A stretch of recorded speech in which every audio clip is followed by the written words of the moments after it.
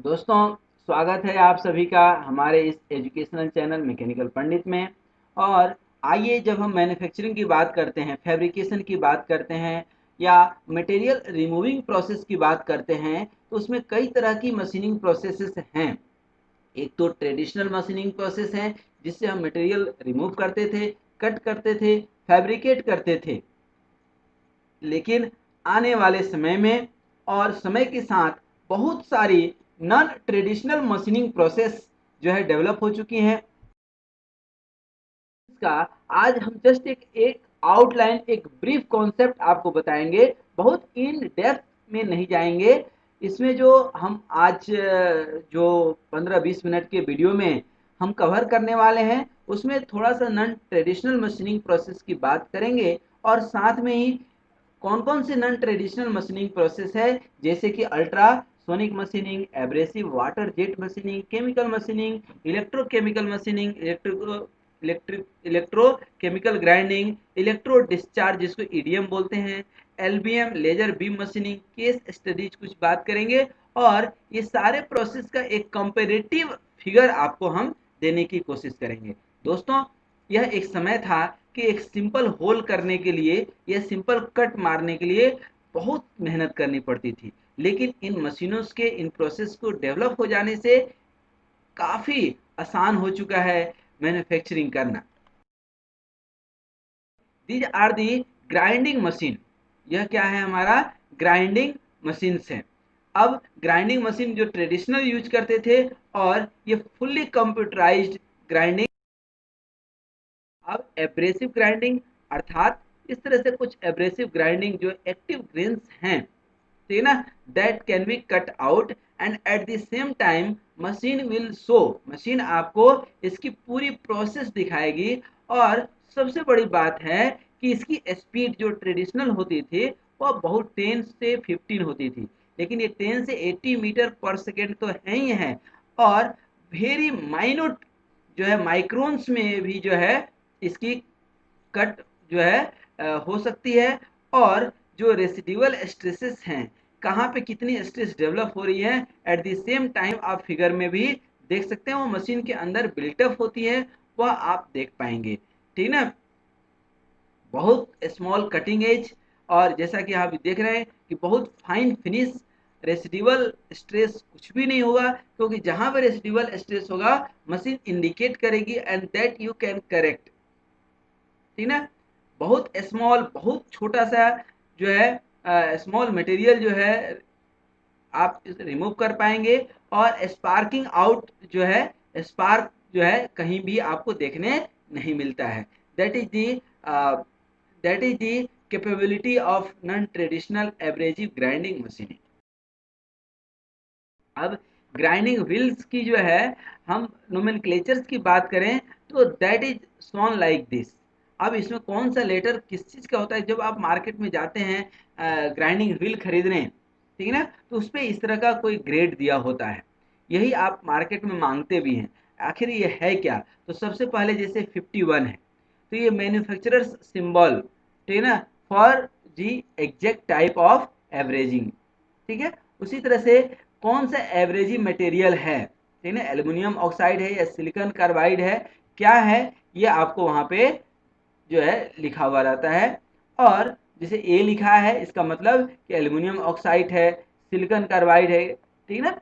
उसी तरह से ग्रेन स्ट्रक्चर जो है, ग्रेन जो है उसकी साइज है, इससे आपको मालूम चल जाता है कि फाइन ग्रेन स्ट्रक्चर है या जो है लार्जर ग्रेन स्ट्रक्चर है या रफ है, फिनिश है। और ये एल जो है बेसिकली ग्रेड है, सॉफ्ट है, मीडियम है, हार्ड है। और उसी तरह से ये स्ट्रक्चर है, ठीक ना। और ये बॉन्ड टाइप से है, क्योंकि जो ग्रेन्स हैं वो किस चीज़ से बाइंडिंग की हुई है, ठीक ना। और ये जो है मैन्युफैक्चरिंग का रिकॉर्ड है, ये कंपनी पर्पज से ही, ऑफिशियल पर्पज से। इस तरह से अल्ट्रासोनिक मशीनिंग। अब अल्ट्रासोनिक मशीनिंग जो है बेसिकली यह वाइब्रेशन पे काम करता है, ये ना। ये एवरेजिव जो स्लरी होती हैं, ये ग्रेन्स होते हैं, ये काफ़ी स्ट्रांग होते हैं। और इन्हीं से जो है हिट करके, ठीक है ना, जो है हम उसमें होल करते हैं या कट करते हैं, ठीक है।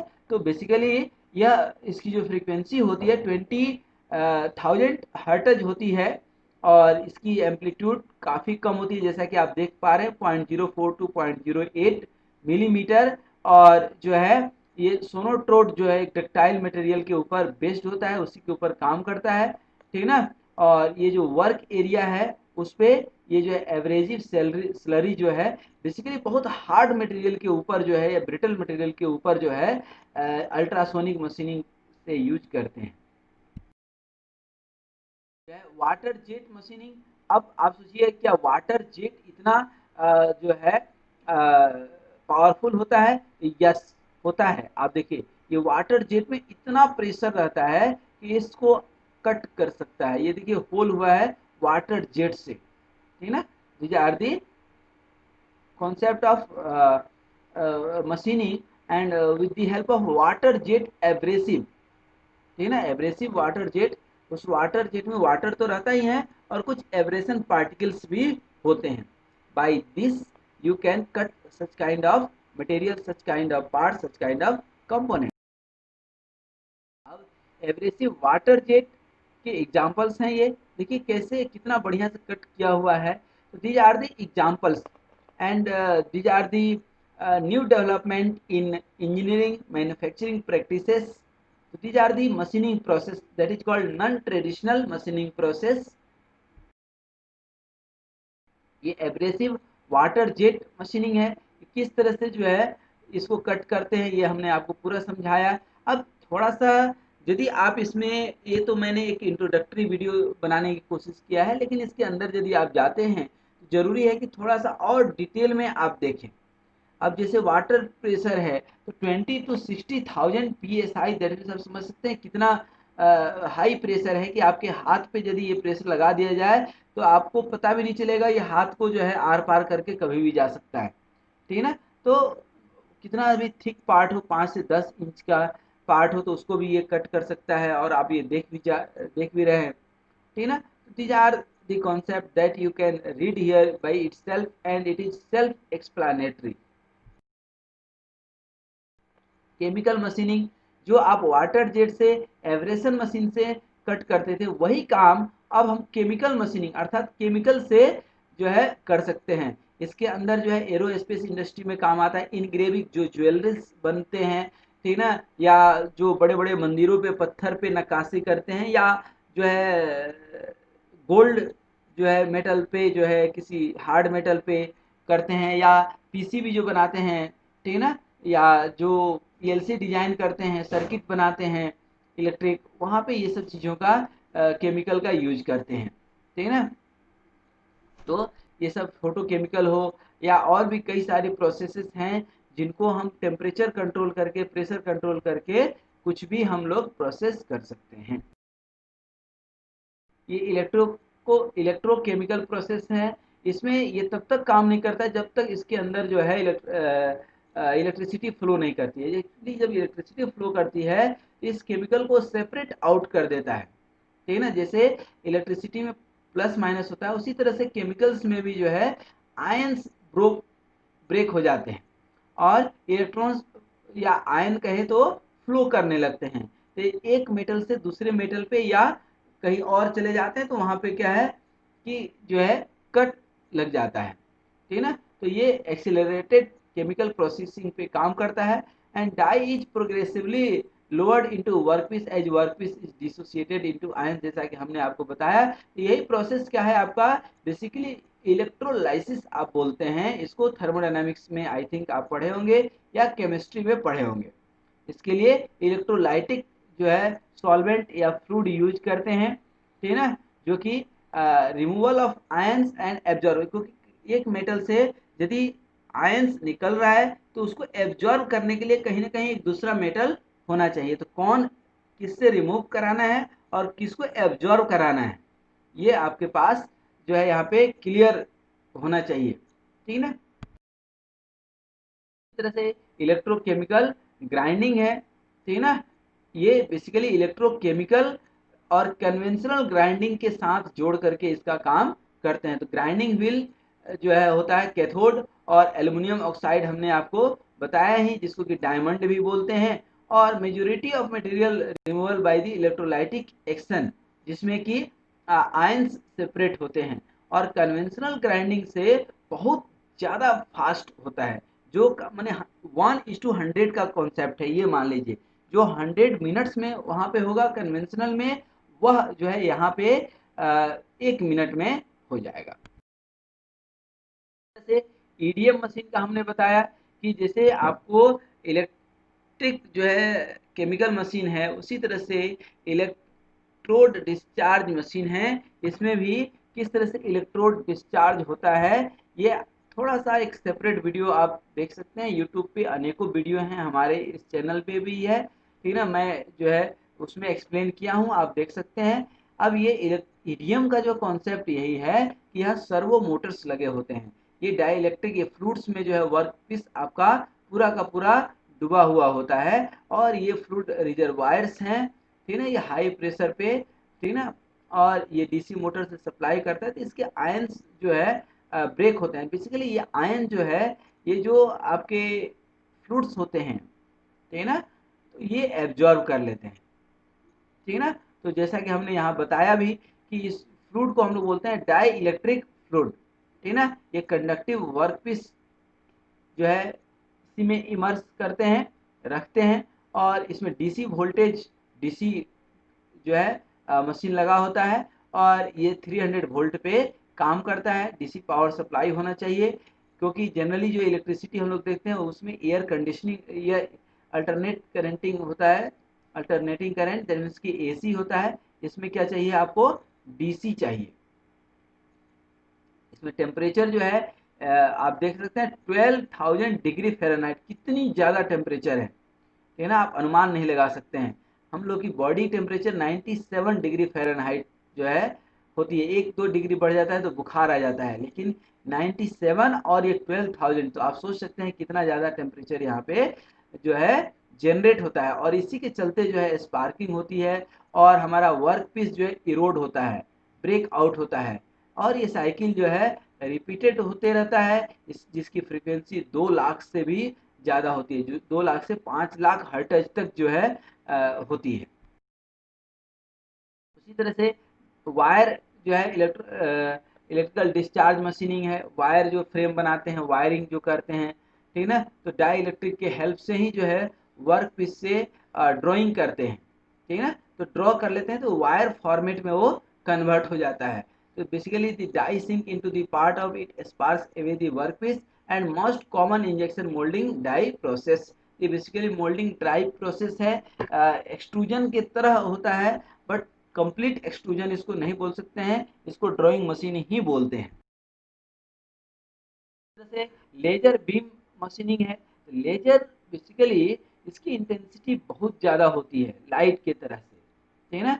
और इस लेजर में ज़्यादातर जो है कार्बन डाइऑक्साइड यूज करते हैं, ठीक है ना। और जो है ये जनरली जो है वाईएजी जो है लेजर, ये सबसे ज़्यादा जो है नियोडियमियम आयंस जो है यूज होता है, और इसका केमिकल नाम है इट्रियम एल्युमिनियम कार्नेट, ठीक ना। तो वहाँ पे इस गार्नेट का यूज करते हैं, और जो है इसमें लिमिटेड जो है, आप लेजर कटिंग आए दिन देखते होंगे, आजकल ऑपरेशन भी जो है लेजर से होता है। जो है आप किसी का ऑपरेशन सुने होंगे कि इसको स्टोन हो गया था पेट में, तो लेजर ऑपरेशन कर देते हैं, तो लेजर से हल्का डेप्थ करके उसको जो है रिमूव कर लेते हैं, और फिर उसको ऊपर से भर देते हैं। तो बड़ी ऑपरेशन की ज़रूरत नहीं पड़ती है। तो ये तो मशीनिंग की बात कर रहे हैं, ठीक ना। तो मशीनिंग का भी प्रोसेस वही का वही है, उसको कट करते हैं। अब यदि केस स्टडी की बात करें, तो हर जगह आपको केस स्टडी देखने मिलती है। CNC milling machine, milling cutter से ही जो है आप गियर बनाते हैं, ठीक है ना। इसी से जो है आप जो है EDM electric discharge machine, CNC electric, अर्थात सीएनसी का मतलब क्या होता है, कंप्यूटराइज्ड न्यूमेरिकल कंट्रोल मशीन। अर्थात जो काम आप जो है मैनुअली करते थे, उसी को आपने प्रोग्रामिंग एक डेवलप कर दी, और वह मशीन जो है उस लैंग्वेज को रीड कर लेता है, एंड अकॉर्डिंगली वो परफॉर्म करता है। You have not to interfere regularly. एक बार आपने प्रोग्रामिंग कर दी, मशीन स्टार्ट कर दिया, and that will run it automatically. You have not to get it disturbed anyway. एक बार आपने प्रोग्रामिंग सेट कर दी, जब तक वो प्रोडक्ट पूरा का पूरा फुल एंड फाइनल बन नहीं जाता है तब तक वो ऑटोमेटिक चलते रहेगा मशीन, और जब प्रोडक्ट बन जाएगा तो ऑटोमेटिक मशीन बंद भी हो जाएगा। इससे 2-3 फायदे हुए हैं। इससे 2-3 फायदे, जो फायदे तो सैकड़ों हैं, लेकिन 2-3 मेजर जो है फायदे जो है, एक जो सबसे फायदा है, जो बेनिफिट है, वह है फास्ट रिमूवल। ठीक ना, मशीनिंग जो है फास्ट मशीनिंग हो जाती है, बहुत फास्ट। दूसरा है क्वालिटी एश्योरेंस। ठीक ना, आपको लगभग लगभग 100% क्वालिटी परफेक्शन के साथ चीजें मिलती हैं। और तीसरा सबसे बड़ा जो है, आपका ह्यूमन इन्वॉल्वमेंट कम हो जाता है। ठीक ना, मशीनें ऑटोमेटिक बंद हो जाती हैं एक समय के बाद जब काम हो जाता है। तो हमने ये देखा आपका सीएनसी का। अब उसी तरह से सीएनसी जो है, आप ईडीएम में या जो है डाई सिंकर में किस तरह से आप यूज करते हैं। और ये बड़ी बड़ी मित्सुबिशी जैसी कंपनी है, या सीमेंस जैसी कंपनी है, सैमसंग जैसी कंपनी है, वो वाइडली इसका यूज कर रहे हैं। अब ये डिफरेंट पार्ट है। ठीक है ना, कैसे हम प्रोफाइल बनाते हैं, कैसे ड्रिल करते हैं, और ये सब कंप्यूटराइज्ड है। You have to just make a program, you have to insert the program according, you have to test the program and run the program, machine will work out automatically, and after working, after finishing the product, the machine will get it stopped automatically। ठीक है, इस तरह से ये CNC machining आप देखें, ADM machine है। ठीक है, ये ग्राइंडिंग जो है ये आपका क्वालिटी असेसमेंट है। ठीक है, ये वायर ड्राइंग जो है आपका इलेक्ट्रिक डिस्चार्ज मशीनिंग का जो है प्रोसेस है। ठीक है, अभी डाई सिंकर ईडीएम है। ठीक है, तो ये दीज आर दी अगेन जो है CNC machining, you have just to locate and make the program and run the program. ठीक है ना, एक वर्चुअल टाइप से पहले आप प्रोग्राम रन करके देख लेते हैं कि जो हमने प्रोग्राम बनाया वो सही है कि नहीं, सही से रन कर रहा है कि नहीं। इस तरह से ये सब डाई सिंकर है। ठीक ना, किस तरह से कितना बढ़िया फिनिश्ड प्रोडक्ट जो है ये बन रहा है, दैट यू कैन सी। अब ये overall machining tolerance and surface roughness जो है कि कोई एक ही कंपोनेंट के ऊपर अलग अलग मशीनिंग प्रोसेस आप लगा रहे हैं। ठीक ना, काम एक ही है कि मटेरियल रिमूवल। अब मटेरियल रिमूवल अभी हमने आपको लगभग 10 से 15 जो है प्रोसेस बता दिया, लेकिन जो है आप मैकेनिकल के थ्रू करते हैं, एब्रेजिव से करते हैं, अल्ट्रासोनिक से करते हैं, या इलेक्ट्रोकेमिकल से करते हैं, या आप जो है लेजर बीम से करते हैं, या केमिकल मशीनिंग से करते हैं, जिससे भी करते हैं उसमें रिलेटिवली सरफेस रफनेस कितना आएगा आपका, किसमें रफनेस ज़्यादा है, किसमें रफनेस कम है, वही यहाँ पे आपको दिखाया गया है। तो आप देख सकते हैं कि रफनेस जो है, या टॉलरेंस की बात करें, टॉलरेंस मतलब कि परमिसिबल वैल्यू, टॉलरेंस के कितना नज़दीक है। जैसे आपने बोला कि 99 mm चाहिए, तो ये 99, अब टॉलरेंस 0.001 इंच में दिया है, तो इतना जो है आपका परसेंटेज में मान लें, इतना परसेंट ऊपर नीचे हो सकता है। अब इसका वेरिएशन यदि आप देखेंगे तो सबसे कम वेरिएशन जो है आपको इधर मिल रहे हैं, थर्मल वाले में आप देख सकते हैं सबसे कम वेरिएशन। ठीक है, तो इस तरह से आप रफनेस और जो है ये आप टॉलरेंसेस देख सकते हैं। मैं उम्मीद करता हूँ यह एक ओवरव्यू था हमारा। अब इसके अंदर इन डेप्थ में यदि आप कुछ देखना चाहते हैं, समझना चाहते हैं, तो प्लीज इसी प्लेलिस्ट में, इसी प्लेलिस्ट में आप जा करके देखिए। हर एक जो मशीनिंग हमने चर्चा किया, मैन्युफैक्चरिंग प्रोसेस चर्चा किया आपसे, वह प्रोसेसेस, वह मशीन आपको रियल टाइम देखने मिलेगा। और मैं आपको बार बार बोलता ही हूँ कि यदि यह वीडियो यूजफुल लगता है तो अपने दोस्तों के साथ शेयर कीजिए, अपने क्लासमेट के साथ शेयर कीजिए, और लाइक और सब्सक्राइब की तो बोलने की ज़रूरत नहीं है, क्योंकि आप खुद व खुद समझदार हैं। तो आज यहीं तक रुकेंगे, और मैं ये उम्मीद करता हूँ कि चूँकि ये ओवरव्यू वीडियो था, मैं बार बार बोल रहा हूँ, नॉन ट्रेडिशनल मशीनिंग प्रोसेस के हमने एक ओवरव्यू और नाम बता दिए, लेकिन ये काम कैसे करेगा ये तो हम बहुत शॉर्ट में यहाँ समझाए हैं। डिटेल में समझने के लिए आप फर्दर हमारे वीडियो देखिए, हर एक एक उस पे जो है हमने बनाए हैं। उससे भी नहीं संभव है, नहीं समझ में आता है, तो किसी भी इंडस्ट्री का, चाहे वो सीमेंस हो, सैमसंग हो, टाटा हो, या जो है कोई भी मैन्युफैक्चरिंग इंडस्ट्री हो, उसका रियल टाइम जा करके वीडियो देखिए, मिल जाएंगे। और मैं उम्मीद करता हूँ कि यह काफ़ी हेल्पफुल होगा। यदि बीइंग ए मैकेनिकल इंजीनियर आप हमसे पूछेंगे तो मैं बोलूँगा कि इसको खूब देखिए, खूब पढ़िए, ताकि आपका नॉलेज इनरिच हो सके और मार्केट के लिए आप हमेशा नए चैलेंज लेने के लिए हमेशा तैयार रहें। बहुत बहुत शुभकामनाएं। स्वस्थ रहिए, मस्त रहिए और मुस्कुराते रहिए।